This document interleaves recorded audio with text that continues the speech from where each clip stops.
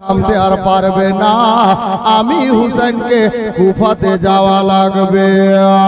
বাবারা ভাইয়েরা, মক্কাবাসীর লোকেরা বললেন, হুজুর আপনাকে কোনো মতে যেতে দেব না। যখন কোনো মতে যেতে দেব না, তারা বললেন, বাবা আমার হুসেন বলছেন, বাবা রে এই দেখো আমার হাতে একটা চিঠি আছে। আর ওই ব্যাগখানা এনে বাবা ঢেলে দিলেন। দেখো কতটা চিঠি আছে, একটা নয় দুইটা নয়, প্রায় 150 খানা চিঠি এসেছে ওই আপনার কুফাবাসীর তরফ থেকে। আমি হুসাইন খামোশ ছিলাম, কাউকে জানতে দিনি রে। কিন্তু দেখো হাতে যেটা শেষ চিঠি আছে, এই চিঠিতে যে ভাষাটা লেখা আছে, সত্যিকারে যদি ওই কুফাবাসীর লোকদেরকে হাসরের ময়দানে আমার আল্লাহ জিজ্ঞাসা করে ফেলেন, আর যদি এরা সত্যিকারে এই মতো কথা বলে দেয়, আমি হুসাইন হাসরের ময়দানে আমার আল্লাহর সামনে দাঁড়িয়ে, নবীর নিকটে দাঁড়িয়ে নিজের মাথা উঁচু করে দাঁড়াতে পারবো না, মুখ দেখাতে পারবো না যে নবীর নাতি হুসাইন ভয়ে যায়নি। এ বেরাদার বাবারা ভাইয়েরা, ওই লোকগুলো বলছে, হুজুর কথা তো ঠিক, কথা তো ভালো, তবে কুফার লোকরা যে ভালো না। আমার হুসেন বলছেন, আমি জানি রে। এরা বলল, হুজুর এরাই এত বড় ধোঁকাবাজ, আপনি কি ভুলে গেছেন হুজুর? আপনার আব্বাসের খোদা মুশকিল কুশা রাদিয়াল্লাহু তাআলা আনহুকে ওই কুফার জামে মসজিদে ধোঁকা দিয়ে তলোয়ার চালিয়ে, ভুজালি চালিয়ে মেরেছিল, জখমি করেছিল। আর ওই জখমে আপনার আব্বাসের খোদা কি বলে শাহাদাত বরণ করেছিলেন, দুনিয়া থেকে পর্দা করেছিলেন। আমার হুসেন বললেন, আমি কিছু ভুলিনি রে, সবই মনে আছে রে বাবা, কিন্তু আমাকে যে যাওয়া লাগবে কুফা। আপনার মক্কার লোকেরা বললেন, ওগো হুজুর ইমামে পাক, একটা কথা, একটা কাজ করলে ভালো হয়। কি কাজ করলে ভালো হয় রে? বলে কথা হলো এই, আপনি না গিয়ে আপনার তরফ থেকে একটা, আপনার পরিবর্তে কোনো একটা লোককে পাঠিয়ে দেন। ওই লোকটা কুফাতে যাবে, 2-4 দিন কাটাবে, 5 দিন 1 সপ্তাহ কাটাবে, আর কুফার পরিবেশ দেখবে, আবহাওয়া দেখবে। আর ওই লোকটা গিয়ে কুফাতে যদি আবহাওয়া ভালো লাগে, লোকদের চরিত্র ভালো লাগে, আর ওই লোকটা কুফা থেকে যখন আপনাকে চিঠি করে দেবে, চিঠি পাওয়ার পরে আপনি চলে যাবেন, কেউ আমরা বাধা দেব না। এটা কাজ করলে কেমন হয়? আমার হুসাইন বললেন, বাবা তোমরা ভালো কথা বললে রে, এটা করলে ভালো হয়। বলছো যখন তোমরা, তাহলে আমি হুসাইন দাঁড়িয়ে যাচ্ছি। এবার আমি হুসাইন বলছি, তোমাদের মধ্যে থেকে কে যাবা বলো, আমি তাকেই পাঠাবো। কে যাবে বলো? অনেক লোক সামনে দাঁড়িয়েছে। আমার হুসাইন ইবনে আলী বলছেন, বলো কে যাবে? হযরতে হুসাইন ইবনে আলী বারবার জিজ্ঞেস করছেন, কেউ কথা বলে না, সবাই চুপচাপ দাঁড়িয়ে আছে, বসে আছে। হুসাইনে পাক কয়েকবার বললেন, তারা বলল না, কেউ শব্দ দিল না, সাড়া দিল না। আমার হুসাইন বললেন, বাবারা মক্কাবাসীর লোকেরা গো, এবার আমার সামনে ছেড়ে দাও, আমাকে যেতে দাও, রাস্তা করে দাও গো। তোমরাই বললে তোমরা কেউ যাওয়ার জন্য তৈরি না, আমি নিজে হুসাইন যাব। এ বাবারা, যখন এই কথা আমার হুসাইন বলেছেন, ওই মজমা থেকে একটা জওয়ান দাঁড়িয়ে গেল। ওই জওয়ানটার নাম হলো হযরতে মুসলিম বিন আকিল রাদিয়াল্লাহু তাআলা আনহু। আমার ইমাম হুসাইনের নিজের চাচাতো ভাই, আকিলের বেটা ইমাম মুসলিম রাদিয়াল্লাহু তাআলা আনহু। উনি ডাক দিয়ে বলছেন, হুজুর না গো, আপনাকে যাওয়া লাগবে না হুজুর, আমি ইমাম মুসলিম যাবার জন্য তৈরি আছি। হযরতে ইমামে পাক বললেন, ভাই মুসলিম রে, যাবে তুমি যখন, আর দেরি করিও না ভাই, অনেকটা দেরি হয়ে গেছে, তাড়াতাড়ি করো, তৈরি হয়ে যাও, আর মক্কা থেকে কুফার রাস্তা রওনা দাও। ইমাম মুসলিম বললেন, হুজুর একটা কথা। কি কথা রে ভাই? হযরতে ইমাম মুসলিম বলছেন, দাদা গো, ডেকেছে ওরা আপনাকে, আপনি যাবেন না, আমি যাব যদি আমাকে ওরা না মানে। কথা তো ঠিক, আপনাকে ডেকেছে, আপনারা আমাকে দাওয়াত করলেন, আসমাউল জীবনী করতে হবে, আসুন। আর আমি না বলে জীবনী শুরু যেদিন হবে, অন্য একটা বক্তাকে পাঠিয়ে দিলাম। আপনারা কি করলেন? আমাদের পছন্দ না, একে ফিরিয়ে দাও। হতেই পারে, কারণ পছন্দ করেই লোক দাওয়াত করে। অনুরূপ আমার হুসাইন ইবনে আলীকে হযরতে ইমাম মুসলিম বললেন, হুজুর ওরা তো ডেকেছে আপনাকে, আমাকে না, কিন্তু আপনি যাচ্ছেন না, আমি যাচ্ছি, তারা যদি না মানে আমার হোসেন বলছেন, মুসলিম তুমি কি বলতে চাইছো রে ভাই?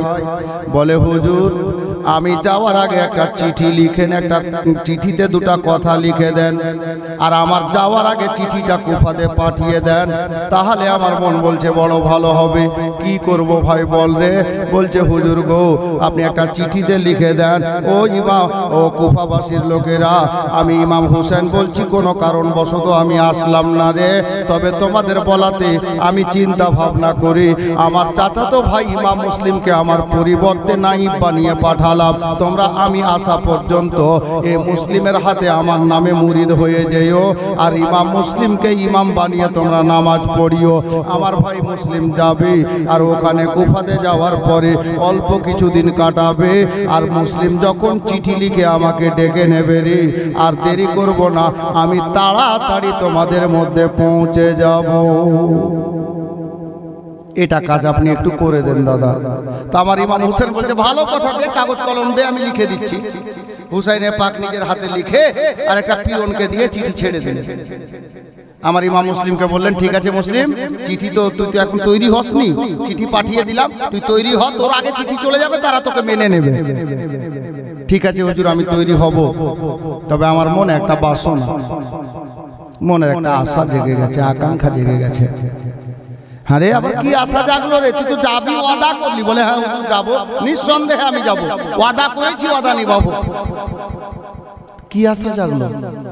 আহা বাবারা, ভাইরা, মা বোনেরা, আমার ইমাম মুসলিম রাদিয়াল্লাহু তাআলা আনহু উনি বলেন, ওগো আকা, ওগো মা ফাতেমার নূরে নাজার, ওগো ইমাম হুসাইন, আমি এমন দেশে যাওয়ার জন্য তৈরি হলাম হুজুর, আর ফিরে আসবো কিনা জানি না, আপনার সঙ্গে আর দেখা হবে কিনা জানি না, তবে হুজুর গো আমার মনে বড় আশা জেগেছে, যখন যাব ওয়াদা করে নিয়েছি, তবে রাতের বেলাতে নয়, আমি যাব আপনার পিছনে।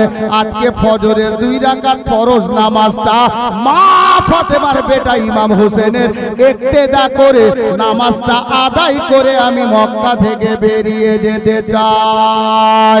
হুজুর গো জানি না দেখা হবে কি না, আপনার পিছনে জীবনের শেষবারের মতো 2টা রাকাত নামাজ পড়তে চাই হুজুর, তারপরে মদিনা মক্কা আমি ছেড়ে কুফায় চলে যাব।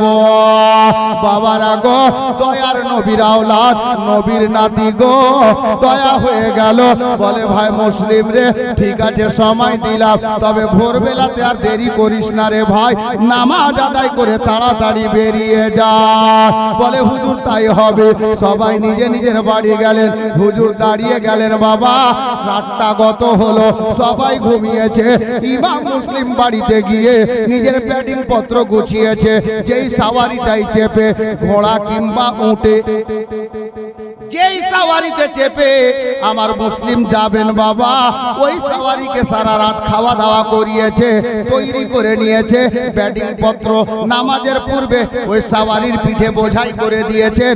আর যেমনই আজান হয়েছে ফজরের নামাজ আদায় করার জন্য ইমাম মুসলিম হারাম শরীফে তাশরিফ নিয়ে আসলেন, অর্থাৎ কাবা ঘরে চলে এলেন। ইমাম হলেন ইমামুল আম্বিয়ার প্রিয় নাতি ইমামে হুসাইন রাদিয়াল্লাহু তাআলা আনহু, আর মুক্তাদি হলেন হযরতে জাইনাল আবেদিন, হযরতে ইমাম আলী আকবর, হযরতে ইমামে কাসিম, হযরতে আলী আকবর, হযরতে আপনার কি বলে আব্বাস আলামবারদার।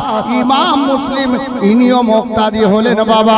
ফজরের 2 রাকাত নামাজ আদায় হয়ে গেল, আর যেমনই নামাজ আদায় হয়েছে আমার হুসাইনে পাক বললেন, ভাই মুসলিম রে আর দেরি করিস না, তাড়াতাড়ি করে মক্কা থেকে বেরিয়ে যা, কুফা শহর রওনা দিয়ে দে। উনি বললেন, হুজুর আমি একেবারে তৈরি আছি।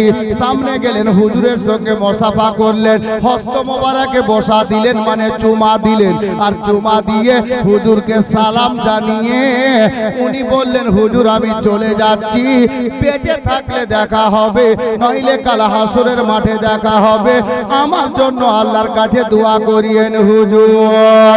সালাম দিয়ে ইমাম মুসলিম রাদিয়াল্লাহু তাআলা আনহু বাড়িতে গেলেন। যেই সাওয়ারিতে চাপবেন রে বাবা, সাওয়ারি রেডি করা ছিল।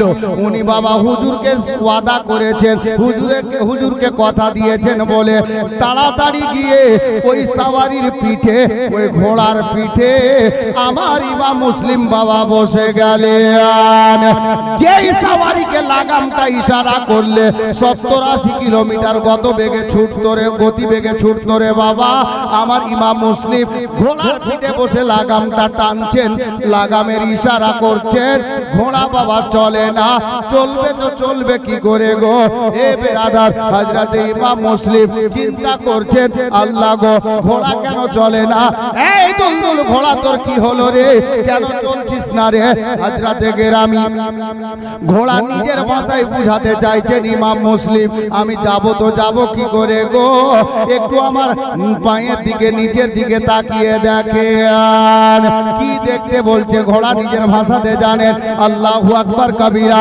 ঘোড়া বলছে, ও গো ইমামে মুসলিম, আমার পিঠের উপরে বসে জান্নাতের একটা ফুল বলছে ঘোড়া তুই চল রে, আর আমার পায়ের কাছে দাঁড়িয়ে জান্নাতের দুটা ফুল বলছে খবরদার ঘোড়া আমার আব্বা জানকে একা নিয়ে যাস না।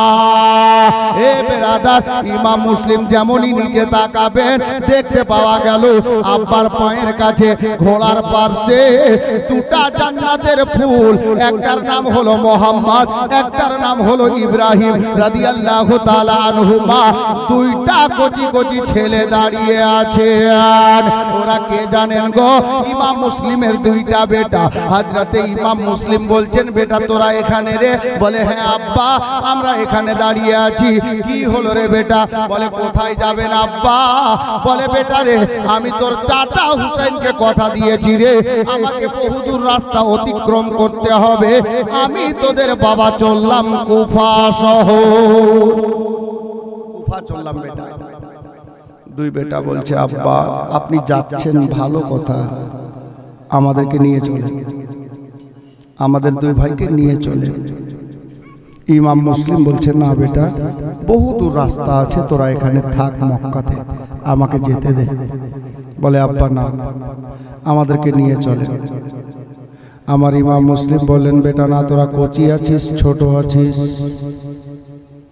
হযরতে ইমাম মুসলিমকে দুই বেটা বলছেন, আব্বা কিসের চিন্তা করছেন আব্বা? আমরা আপনার দুইটা ছেলে আপনার সঙ্গে যাব।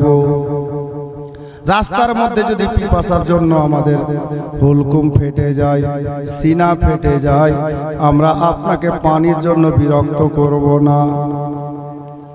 রাস্তার মধ্যে যদি খিদার জ্বালা সইতে না পারি, 2 টাকা কেজি যদি সন্দেশ বিক্রি হয় আমরা খেতে চাইব না, কিন্তু সাথে নিয়ে চলেন আব্বা। বলে বেটা কেন রে? বলে আব্বা গো, আপনি তো সবই জানেন আব্বা, এই মক্কাতে আমাদের আর কে আছে? আমরা ছোট্ট ছিলাম, আমাদের আম্মা জান যে আমাদেরকে রেখে কবরে চলে গেছে, আমাদের যে মা দুনিয়াতে নাই গো। ও গো আব্বা জান, আমরা কার কাছে মক্কাতে থাকবো? আমার ইমাম মুসলিম বলছেন, বেটা রে, তোর চাচা হুসাইন রইলেন রে, চাচি আম্মা ফুফু আম্মা যারা আছে রে, তাদের কাছে থাক রে বেটা, আমি তোর বাবাকে যেতে দিই। বলে বেটা দুটো চিন্তা করলো, নিজেদের মধ্যে ভাই ভাইয়ের মধ্যে আলোচনা করলো, ভাই রে আমার আব্বাকে এরকম করে বুঝিয়ে বলে হবে না, আব্বা আমাদেরকে সাথে নিয়ে যাবেন না, আমাদের কথা আব্বা রাখবেন না। একটা কাজ কর রে ভাই। কি কাজ করব দাদা? বলে আব্বাকে একটু দাঁড়াতে বল, আমার মন বলছে মক্কাতে একটা লোক আছে রে, আমার আব্বাস দুনিয়ার সমস্ত লোকের কথা ফেলে দিতে পারে, কিন্তু ওই লোকটার কথা ফেলতে পারবেন না। বলে উনি কে রে? বলে চল আমরা যাব। বোঝাপড়া হয়ে গেল দুই ভাইয়ে। হযরতে ইমাম মুসলিমকে দুই বেটা বললেন, আব্বা গো আপনি নিয়ে যাবেন না, নিয়ে যেন না, কোনো কথা নাই, 2-4 মিনিট দাঁড়ান, আমরা আসছি তারপর যাবেন। ঠিক আছে বেটা, তবে তাড়াতাড়ি করিস। আমি তোর চাচা হুসাইনকে কথা দিয়েছি, ওয়াদা খেলাফি করা যাবে না। ঠিক আছে আব্বা, তাড়াতাড়ি আসছি। দুইটা বেটা যাচ্ছে আর একে অপরের সঙ্গে গল্প করছে। আরে কার কাছে যাব রে? বলে অন্য কেউ নয় রে, আমার চাচা মা ফাতেমার বেটা হুসাইনের কাছে যাব, ইমাম আলী আসগরের আব্বা জানের কাছে যাব। আমার আব্বা হুজুরের কথা ফেলতে পারবেন না, উনি এসে যদি একবার বলে দেন মুসলিম তুই তোর ছেলে দুটাকে সঙ্গে নিয়ে যা, আমার আব্বা আমাদেরকে না বলবেন না। ঠিক আছে চল। দুই ভাই মিলে গেলেন, চাচার দরজায় দাঁড়িয়ে, চাচা চাচা গো। কচি কচি বাচ্চার মধুর আওয়াজ, মিষ্টি আওয়াজ। আহা, আমার হুসেন বেরিয়ে এলেন। কে রে বাবা? বলে চাচা আমরা আপনার দুই ভাস্তা আছি। ও ইমাম মুসলিমের বেটা? জি হুজুর। তো এই সকাল সকাল আমার কাছে কি উদ্দেশ্যে বাবা? আহা, আমার ইমাম মুসলিমের দুইটা কচি কচি বেটা, বয়সে ইখতিলাফ মতভেদ। কেউ বলে 8 বছর 10 বছর, আর কেউ বলে 10 বছর 12 বছর, আল্লাহ বেশি জানেন। আমার ইমাম মুসলিমের দুইটা বেটা বলছেন চাচা চাচা গো, আমার আব্বা আপনাকে কথা দিয়েছেন যাবেন কুফাতে। হ্যাঁ বেটা দিয়েছেন, তোরা কি উদ্দেশ্যে বল? বলে চাচা গো, আমাদের আব্বাকে আমরা দুই ভাই মিলে অনেক বুঝালাম, আমাদেরকে সাথে নিয়ে চলেন। আব্বা আমাদের আব্বা কোনো মতে সাথে নিয়ে গেলেন, যাবেন না না বলে দিয়েছেন। তো আমার কাছে কি উদ্দেশ্যে রে বাবা? বলে চাচা গো, আপনি একটু গিয়ে যদি বলে দেন তাহলে আমাদের আব্বা কোনো মতে আপনার কথা ফেলতে পারবেন না, আমরা দুই ভাই আব্বার সঙ্গে যেতে পারবো। আরে বেটা তোরা আব্বার সঙ্গে যাওয়ার জন্য এত জিদ কেন করছিস?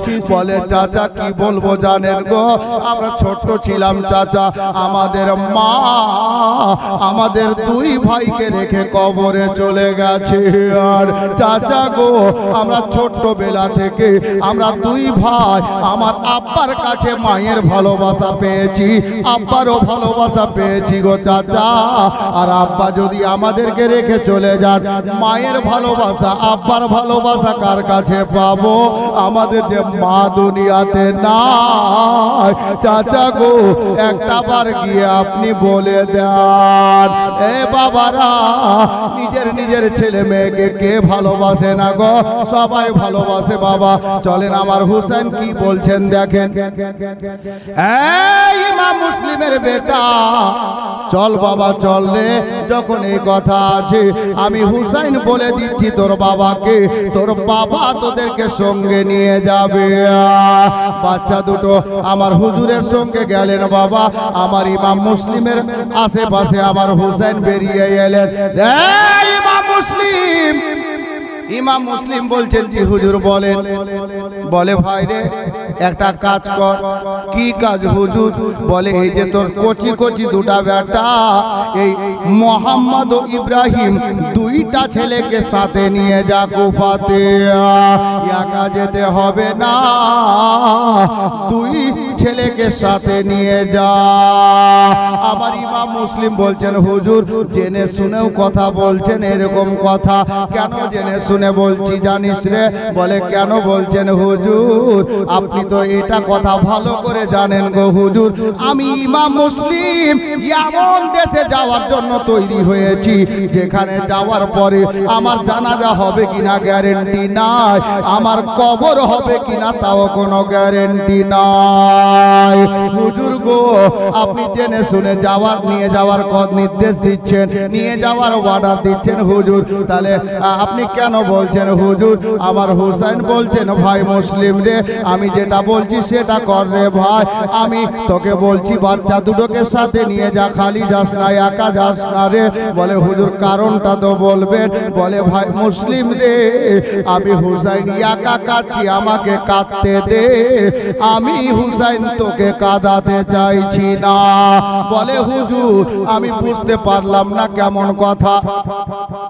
আপনি কাঁদছেন, আমাকে কাঁদাতে চাইছেন না, ভাষাটা বুঝতে পারলাম না। আমার হুসাইনের অন্তরটা ফেটে গেল বাবা। হুসাইন বলছেন, ভাই মুসলিম রে, আজকে তোর কচি কচি বেটা দুটো যেমন তোর সঙ্গে যাবার জন্য কান্না করছে রে। এ ভাই মুসলিম, হুসাইনের চিঠি পৌঁছে গেছে, তারা বড় খুশি হয়েছে। হুজুর না আসলে কি হবে? হুজুর তো নিজের তরফ থেকে একটা পরিবর্তে আপনার যাকে আপনার নাইব বলা হয়, নিজেরই চাচাতো ভাই ইমাম মুসলিমকে পাঠাচ্ছেন। আমরা উনাকে, হুসাইনের চাচাতো ভাইকে সসম্মানে ওয়েলকাম স্বাগতম দিয়ে আমরা নিজের শহরে আপনার কি বলে শুভ আগমন ঘটাবো, আর ইমাম মুসলিমকে ইমাম বানিয়ে নামাজ পড়বো। ইমাম হুসাইনের নামে মুসলিমের হাতে মুরিদ হয়ে যাব। দেখতে দেখতে আমার ইমাম মুসলিমের ঘোড়া কুফাতে গিয়ে পৌঁছে গেল। রাস্তা অতিক্রম করতে করতে যেমন ইমাম মুসলিম গেলেন, হায়রে হুসাইনের নামে নারা নারা লাগাতে লাগাতে সবাই আমার ইমাম মুসলিমকে কুফা শহরের মধ্যে নিয়ে গেল। নিয়ে যাওয়ার পর মুখতার বিন আবিদ বলে একটা লোক ছিল ওই কুফা শহরে, ওই মুখতার বিন আবিদের বাড়িতে আমার ইমাম মুসলিমের বসার জায়গা করলো। আল্লাহ, ইমাম মুসলিম বসলেন, সালাম কালাম শুরু হলো। 10 জন 20 জন করে লোক আসতে লাগলো। কুফাতে এলান হয়েছে হুসাইন তো আসেননি, হুসাইন চাচাতো ভাইকে পাঠিয়েছেন নাইব বানিয়ে পরিবর্তে। হযরতে ইমাম মুসলিমের কাছে আসতে লাগলেন সবাই, আর তওবা করছেন। ইমাম হুসাইনের নামে মুসলিমের হাতে হাত দিয়ে মুরিদ হচ্ছে, আর নামাজে জুমাও শুরু, আর 5 ওয়াক্তের নামাজও শুরু। হুজুরের পিছনে সবাই ইক্তেদা করে নামাজ পড়তে লাগলো ইমাম মুসলিমের পিছনে। কয়েকটা রাইটার কয়েক রকম লিখেছেন। একজন রাইটার বলছেন যে ইমাম মুসলিমের হাতে ইমাম হুসাইনের নামে 1 সপ্তাহের মধ্যে প্রায় 40,000 লোক, কেউ বলছে 22,000 20,000। আর একজন লেখক খুতবাতে মুহররমের লেখক লিখেছেন 12,000। আল্লাহ ভালো জানেন, 1 সপ্তাহের মধ্যে মানে 7 দিনের মধ্যে ইমাম হুসাইনের নামে হযরতে ইমাম মুসলিমের হাতে 12,000 লোক মুরিদ হয়ে গেল। আচ্ছা বলেন তো, এখন কি বলা যাবে এই লোকগুলো এখানকার খারাপ আছে? হুজুরকে এত ভালোবাসে যে আমি এসেছি হুজুরের নামে আমার হাতে মুরিদ হচ্ছে 12,000 লোক 1 সপ্তাহের মধ্যে। এত মহব্বত, এত ভালোবাসা, এত প্রেম। তো ইমাম মুসলিম চিন্তা করছেন, একদিন রাতে বিছানায় আরাম করছেন যে আল্লাহ, আমি না এসে যদি হুজুরই চলে আসতেন, ইমাম হুসাইন চলে আসতেন, আমার মনে হচ্ছে যে এতদিন 12,000 না লাখ পেরিয়ে যেত। উনি আসলে, আমার আশাতে এই অবস্থা, উনি আসলে কি হতো? কথা ঠিক। উনি কি করলেন, আর চিন্তা ভাবনা করতে করতে ওই বালিশে হিলান দিয়ে একটা কলম আর খাতা নিয়ে একটা চিঠি লিখলেন আমার ইমাম হুসাইনকে। হুজুর, সর্বপ্রথমে আমার সালাম নেবেন, আল্লাহর হুকুমে আপনার দোয়ায় আমি ভালো আছি, আশা করছি আল্লাহর হুকুমে আপনিও ভালো আছেন। হুজুর জানেন কুফার লোক শক্তি পরিবর্তন হয়ে গেছে। আমি এই 1 সপ্তাহের মধ্যে আপনার নামে নিজের হাতে ওদেরকে 12,000 লোককে মুরিদ করেছি, আর সবাই খালি মা ফাতেমার বেটার কথাই বলছে যে হুজুর কখন আসবে। তো হুজুর, আমি দেখছি এখানকার পজিশন খুব ভালো, অবস্থা ভালো, এরা আর মনে হচ্ছে না যে ধোঁকাবাজ আছে, খুব ভালো লাগছে। আর চুপি চুপি চিঠিটা লিখে হযরতে মুসলিম বললেন, হুজুর চিঠিটা পাওয়া মাত্র আপনি তাড়াতাড়ি চলে আসেন। আমার মন বলছে আপনি চলে আসলে কেউ বাকি থাকবে না, সবাই আপনার মুরিদ হয়ে যাবে। ইতি ইমাম মুসলিম সই করে আর একটা পিয়নকে দিয়ে চিঠিটা মক্কা ছেড়ে দিল, মক্কায় পাঠিয়ে দিল।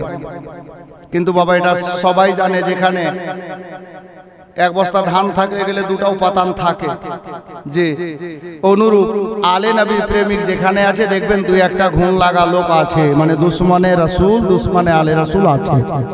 দারিয়াপুরে নেই, কে বলেছিল? আছে, খোঁজ করলে পেয়ে যাবেন, দেখবেন।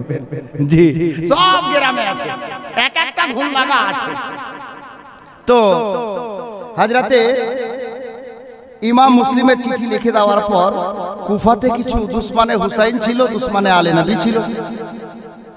নাউমান বিন বশির যে গভর্নর হয়ে, ইমাম হয়ে শহরটাকে চালাচ্ছে, ওই লোকটার কাছে গিয়ে একজন বলছে, গো নওমান বিন বাশির কুফাতে কি হচ্ছে? বলে কি হচ্ছে? ও জানে তবুও জিজ্ঞাসা করছে কি হচ্ছে? বলে দেখতে পাচ্ছেন না, আপনি এজিদের তরফ থেকে এখানে গভর্নর আছেন, আর এজিদ হলো আমাদের বাদশাহ, আর এজিদের খেলাফ, এজিদের বিপক্ষে হুসাইনের চাচাতো ভাই ইমাম মুসলিম কুফাতে এসে এজিদের খেলাফ মুরিদ করছে হুসাইনের নামে। এই খবরটা যদি এজিদ জানে তো আপনার কি হবে? আপনি কিছু বলছেন না কেন? নওমান বিন বাশির কি করলো জানেন? পরক্ষণে উনি খুতবায় মানে মেম্বারে দাঁড়িয়ে খুতবার মধ্যে বলল, খুতবা মানে বক্তব্য, জি আমরা জুমাতে যে খুতবা শুনি না, এটা আসলে বক্তব্য, আলোচনা। ওটা আরবি ভাষায় বলে, আমরা অনেকে বুঝি না, খালি জানি যে মাওলানা সাহেব ইমাম সাহেব আরবিতে পড়লেন। তো ওই নওমান বিন বাশির খুতবার মধ্যে বলল যে কুফাবাসীর লোক, তোমরা কিন্তু যা করছো বর্তমানে কুফাতে, এটা এজিদের খেলাফ। এজিদ যদি জানতে পারে তোমাদের অসুবিধা হতে পারে। বাস এতটুকু বলে ছেড়ে দিল। কারণ নওমান বিন বাশির আলে নবীকে ভালোবাসে, যদিও এজিদের তরফ থেকে গভর্নর আছে, এটাই কিতাব লেখক বলছে। ছেড়ে দিল। দেখলো যে না, থামছে না। ওই লোকটা কি করলো, একটা চিঠি লিখে এজিদকে পাঠালো যে হুজুর জানেন এরকম এরকম ব্যাপার। এজিদের মটকা গরম হয়ে গেল, কাম খারাপ। কিন্তু দুদিনের মধ্যে আবার দুটা লোক, একটা লোকের নাম তো আম্মার লিখা আছে, এক বদবক্ত আম্মার নামক লোক, ও আবার একটা চিঠি লিখলো। একটা লোক আর একটা চিঠি লিখলো, দুটা চিঠি দুদিনের মধ্যে আবার এজিদের কাছে। বলে হুজুর, মানে ওই এজিদকে হুজুর বলছে, ওটা এজিদের লোক। বলে হুজুর, আপনি যদি কুফা শহরকে নিজের করে রাখতে চান, নিজের আয়ত্তে রাখতে চান, তাহলে তাড়াতাড়ি কিছু একটা ব্যবস্থা নেন, নইলে কুফা আপনার হাত থেকে গেল। এজিদের মাথা খারাপ, কি করলে কি করা যায়। খাস খাস বন্ধু দোস্তদেরকে এজিদ ডাকলো, ডেকে একটা মিটিং করলো। আরে কি করলে কি করা যায়, মানে বলে এরকম এরকম ব্যাপার। ওই মিটিং এ পাস হলো, বলে একটা লোক আছে, ওই লোকটাকে যদি ওখানকার গভর্নর বানানো যায় তো খুব ভালো হবে। লোকটা কে রে? বলে লোকটার বাড়ি হলো বুসরা শহর, বুসরার গভর্নর যার নাম হলো ওবায়দুল্লাহ ইবনে জিয়াদ। ইয়াজিদ বলল লোকটা কেমন? তো ইয়াজিদকে ওই দোস্ত বন্ধুগুলো বলল লোকটা কেমন শুনবেন। বলে কেমন?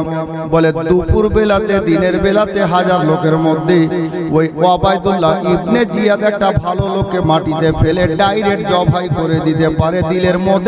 দিলের মধ্যে একটা চুল পরিমাণে মায়া দয়া নাই। খাতারনাক লোক, গুন্ডা লোক।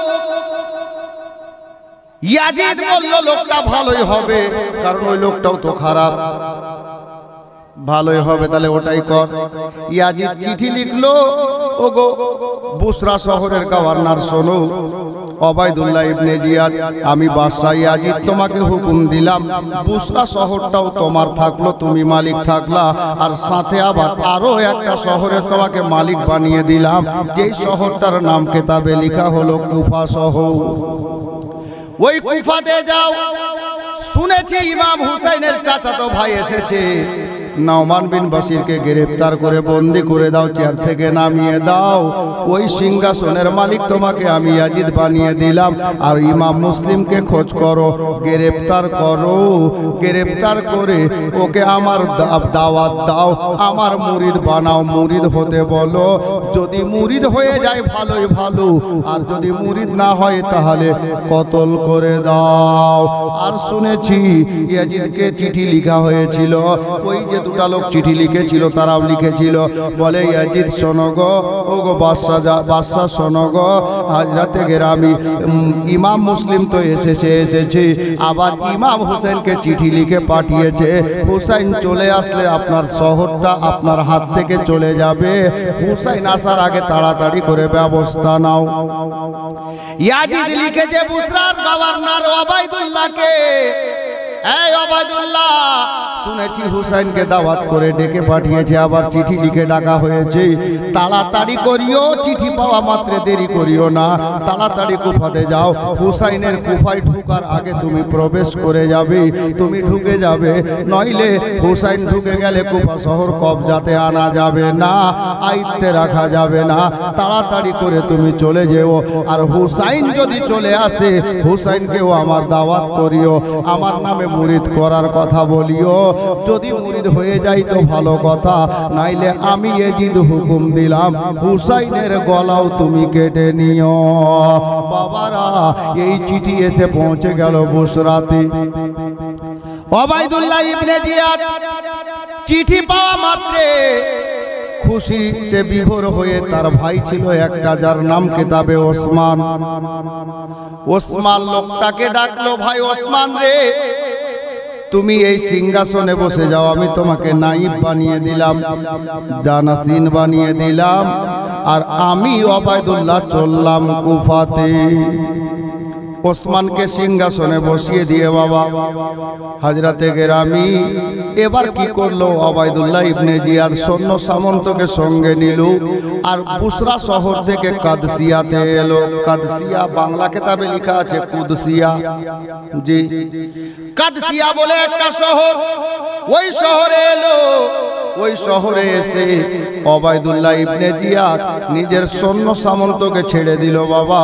আর বাবা কি করলো জানেন গো, 20টা লোককে সঙ্গে রাখলো, আর আপনার কি বলে হেজাজি লেবাস লাগিয়ে নিল, আরাবিয়ানদের মতো হেজাজি লেবাস লাগিয়ে বুসরাত আপনার কাদসিয়া থেকে, যেই শহরটা কুফা শহরের মধ্যে, যেই রাস্তাটা মক্কা থেকে এসে ঢুকেছে মাগরিবের পরে এশার আগে, অন্ধকারের অবস্থাতে বাবা, অন্ধকার টাইমে হালকা হালকা অন্ধকার হয়েছে, এহেন অবস্থায় চেহারায় আপনার নেকাব ঢেলে অর্থাৎ পর্দা করে দিয়ে ঘোড়ার পিঠে উটের পিঠে বসে ওই কুফা শহরের মধ্যে বাবা ইবনে জিয়াদ প্রবেশ করছে।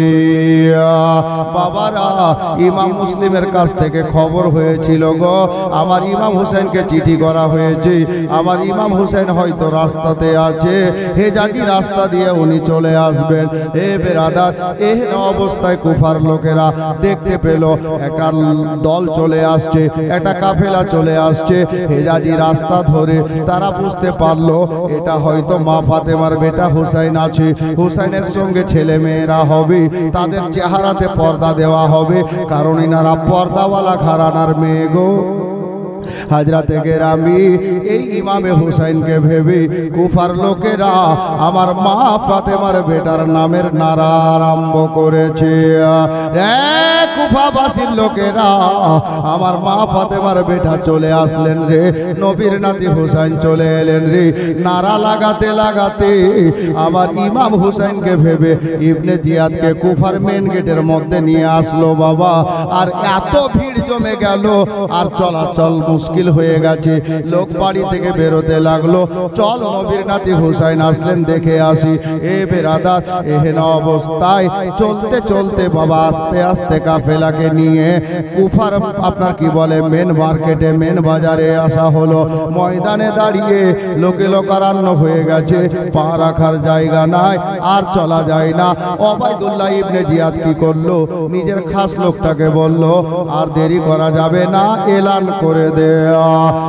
বেরাদার, ইবনে জিয়াদের খাস লোক এলান করলো, রে কুফাবাসীর লোকেরা, তোমরা ভুল নারা লাগাচ্ছ, গলত নারা লাগাচ্ছ। সবাই তাজ্জুব হয়ে গেল, তার মানেটা কি হয় রে? বলে এটা মা ফাতেমার বেটা না রে, এটা নবীর নাতি হুসাইন না রে, তোরা যার নামে নারা লাগাচ্ছিস এটা ওই ব্যক্তি না। কিছু লোক বলল, তাহলে কে আছে? যেমনই চেহারা থেকে পর্দা তোলা গেছে, দেখতে পাওয়া গেল এটা অন্য কেউ নয়, এই লোকটা হলো বুসরার গভর্নর ওবায়দুল্লাহ ইবনে জিয়াদ। নবীর পুরাতন কিছু সাহাবী ওই কুফাতে বেঁচে ছিলেন বাবা, ওনারা বললেন এ তো জাল্লাদ লোক রে, এটা হলো জিয়াদের বেটা ওবায়দুল্লাহ, এটা বড় খতরনাক লোক রে। ইবনে জিয়াদ এলান করলো, কুফার লোকেরা শোনো,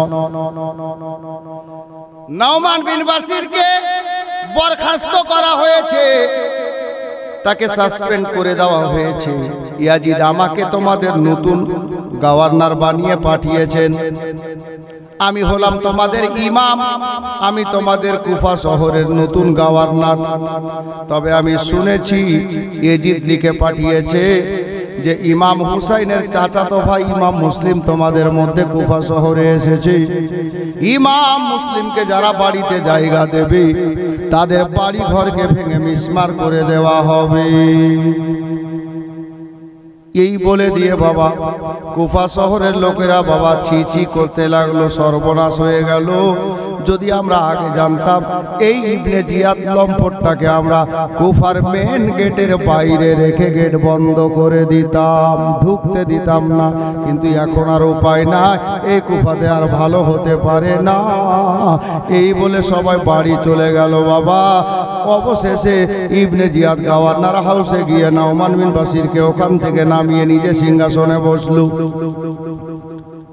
কিন্তু বাবারা রাতের বেলার টাইম আহলে বাইতের বেশ খাস খাস কয়েকটা লোক মোহাব্বতকারী প্রেম করনেওয়ালা, উনারা চিন্তা করলেন কুফাতে ইমাম মুসলিম মুখতার বিন আবিদের বাড়িতে আছে, এটা কুফার অনেক লোক জানে।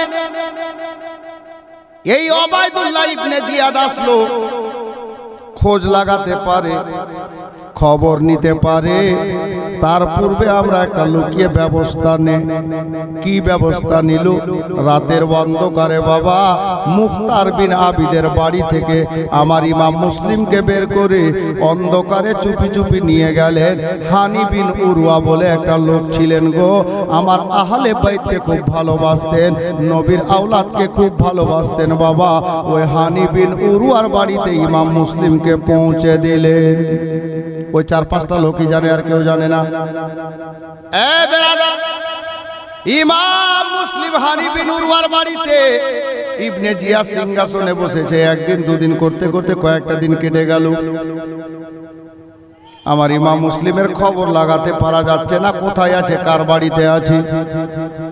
অনেক চেষ্টা চালাচ্ছে ইবনে জিয়াদ, কি করলে কি করা যায়, মাথায় হাত দিয়ে চিন্তায় বসেছে।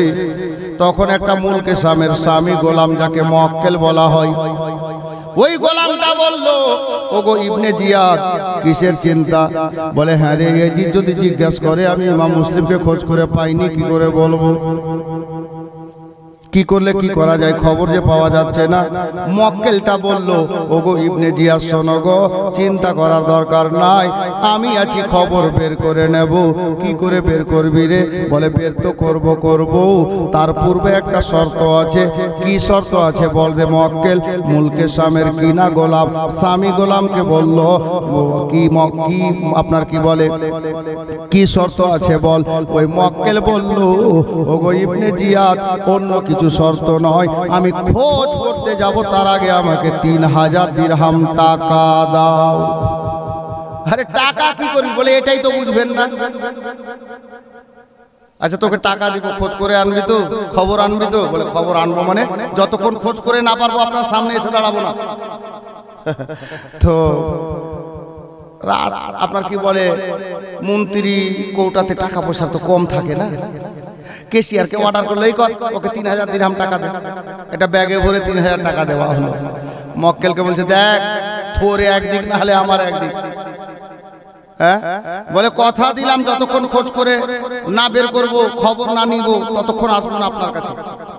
ঠিক আছে যা দেখি। ইবনে জিয়াদ সিংহাসনে থাকলো, মুআক্কেল চলে গেল টাকা নিয়ে। সন্ধ্যা বেলার টাইম, মাগরিবের নামাজের সময়, এক পা দুপা করতে করতে কোথাও গেল না, হাটে বাজারে দোকানে মাকানে কোথাও না, সোজা গিয়ে কুফার জামে মসজিদের গেটে। কত বড় ধোঁকাবাজ দেখেন, কুফার জামে মসজিদের গেটে। কুফার জামে মসজিদ কত বড়, কেতাবের ভাষা যে একই সঙ্গে একই জামাতে কম করে 500টা লোক নামাজ পড়বে, এত বড় মসজিদ। মসজিদ ভরা লোক, জামাত চলছে। ই বেকুব গিয়ে মসজিদে নামাজ শেষ হলো, একের পর এক লোক যাচ্ছে, যাকে তাকে ধরে জিজ্ঞেস করছে, হ্যাঁ গো শুনেছি ইমাম মুসলিম এসেছেন, ইমাম হোসেনের চাচাতো ভাই, তো কুফাতে কোথায় আছে, কার বাড়ি আছে, একটু খবর বলতে পারবে? যারা জানে না ওরা তো জানেই না, আর যারা জানে যদি ওকে জিজ্ঞেস করেছি তো বলেন, চলে গেছে, যে আমি জানি না, থাক, চলে গেছে। সবাই চলে যাওয়ার পর এটা বয়স্ক লোক, মুখ ভরা দাড়ি, মাথায় টুপি, হাতে তসবিহ নিয়ে আল্লাহর ইবাদত করছেন, মসজিদের এক কোণাতে বসে আছেন, বয়স্ক লোক। কিন্তু ওকে নজর লাগিয়েছে যে এটা আল্লাহর নেক বান্দা আছে, দেখি একেই কি কোন রকম করে পটানো যায় কিনা। ওই লোকটা যেমনই দোয়া দরুদ শেষ করে উঠে বেরিয়ে আসবে, গেটে এসেছে, চাচা আসসালামু আলাইকুম।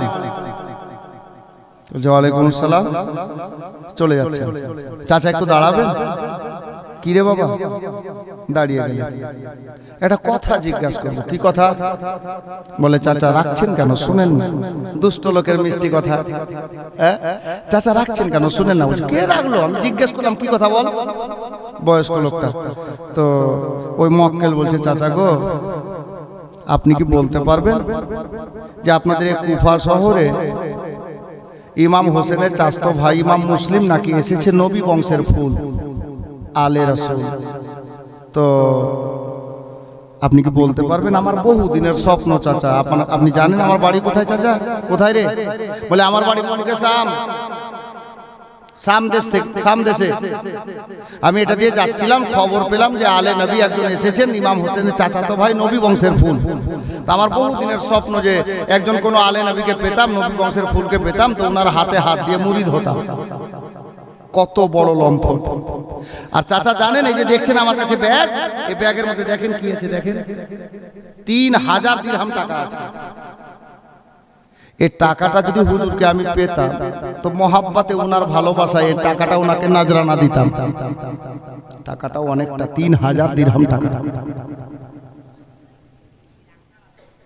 উনি জানেন, কিন্তু উনি কথাটাকে ঘোরাচ্ছেন। হ্যাঁ রে, আমার জানা টানা নাই, তুই এত মসজিদ ভরা লোক, এতগুলো লোক থাকতে তুই কি আমাকে জিজ্ঞেস করার রাস্তা পেলি? হ্যাঁ, লম্পট মিথ্যুক কি বলছে জানেন? বলে চাচা কাউকে জন্য জিজ্ঞাসা করলাম না, সবাইকে দেখলাম বেরিয়ে বেরিয়ে গেল,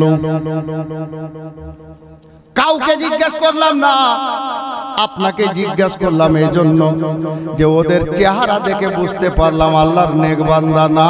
আপনার চেহারা দেখে বুঝতে পারা যাচ্ছে আপনি আল্লাহর নেক বান্দা, ভালো মানুষ। দিল টুপি পরিয়ে, মানুষ তারিফের ভুক্কা। হ্যাঁ জি, আপনি মানুষের তারিফ করেন, আপনি যদি বলেন যে বিরিয়ানি খাবো, একদম নিয়ে যাবে কালিয়াচক, চল একদম। হ্যাঁ, ওই লোকটাকে বলছে চাচা, আর জানেন আমি এতগুলো লোক দেখলাম, মসজিদ ভরা লোক, কাহারও চেহারাতে আলে নবীর প্রেম দেখতে পেলাম না। কত বড় মিথ্যু!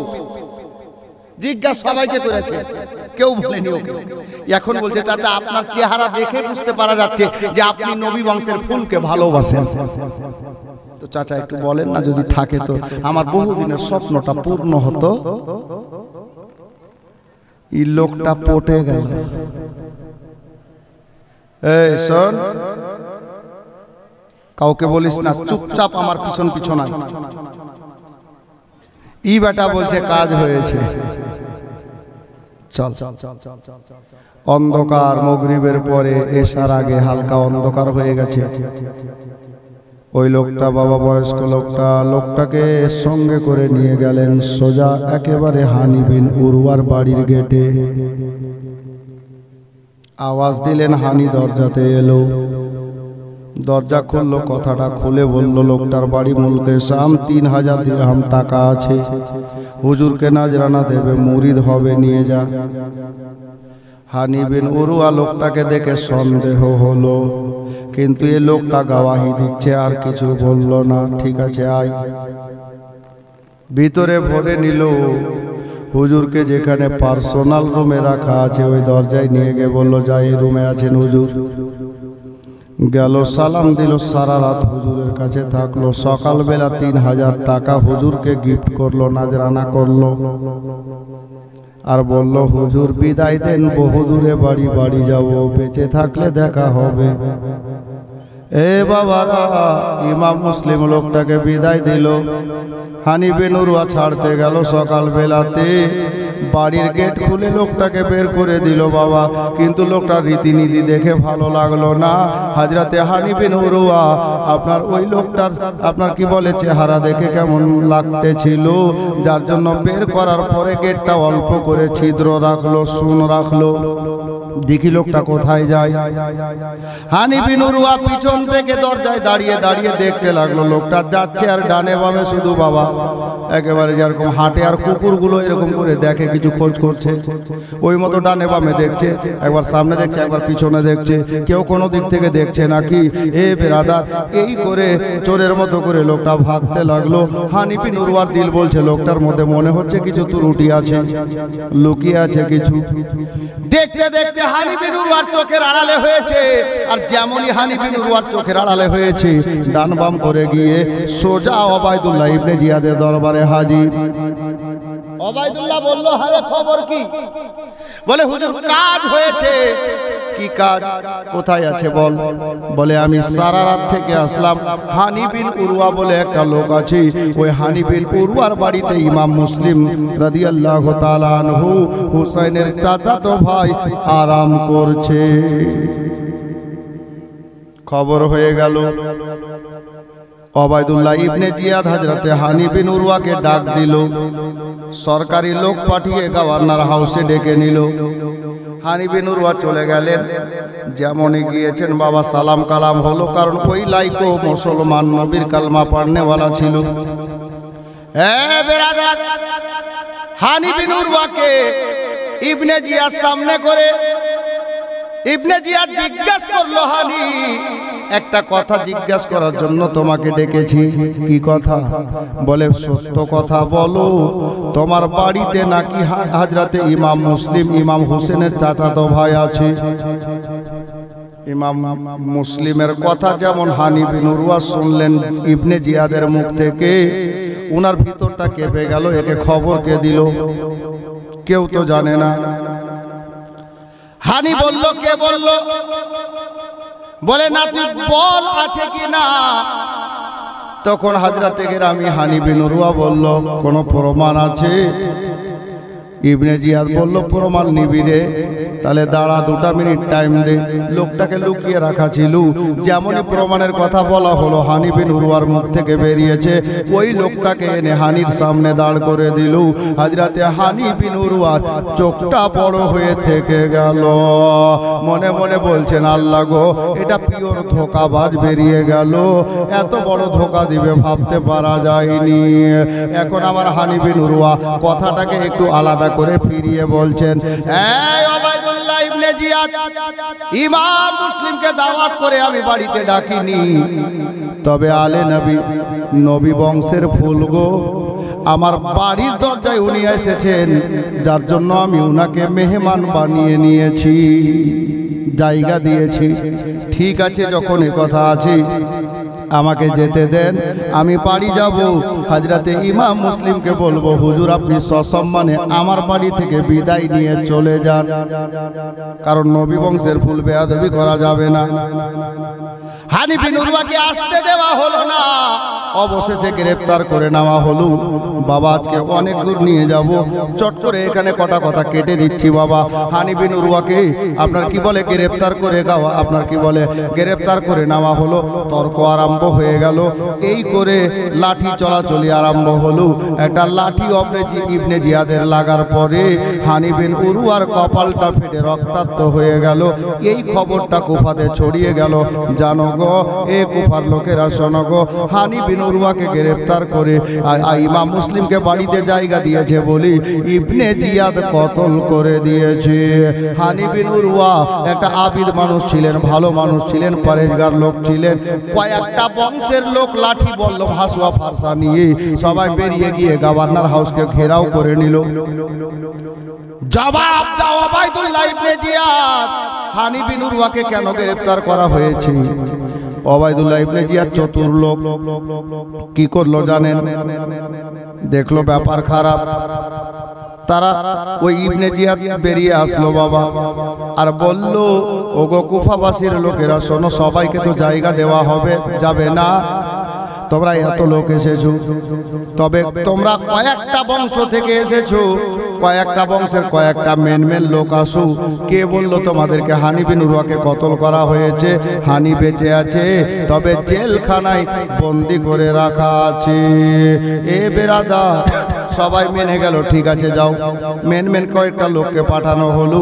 হানি বিন উরওয়াকে জেলখানায় বন্দি করে রাখা আছে। হানি বিন উরওয়ার সঙ্গে তাদের দেখা হলো। দেখা হওয়ার পরে হানি বিন উরওয়া বলল, গো কুফার লোকেরা, যাও তোমরা বাইরে জনসাধারণকে বলো আমার মাথাটা ফেটেছে, সবাই যদি চাপ দেয় তাহলে আমাকে ছেড়ে দিতে বাধ্য হবে ইবনে জিয়াদ। যাও তোমরা গিয়ে এই কথা বাইরে গিয়ে বলে দাও। এ বেরাদার, দেখানোর পরে ইবনে জিয়াদ যাদেরকে ডেকেছিল ভিতরে, ওই লোকগুলোকে বেলাইন কিছু মেরে দিল। বুঝতে পারছেন? কিছু বেলাইন দিয়ে দিল, মোটা অঙ্কের কিছু, যেটা বলা উচিত না, যাকে ঘুষ বলে, মোটা অঙ্কের কিছু পকেটে দিয়ে দিল। তাদের জবান বন্ধ, বাইরে আসলো। ওই লোকগুলো এসে বলল, কুফার লোকেরা, ওই হাজরাতে গেরামি হানি বিন উরওয়াকে শহীদ করা হয়নি, কতল করা হয়নি, বেঁচে আছে, তবে একটু মাথা ফেটে রক্তাক্ত হয়েছে, জেলখানায় বন্দি আছে।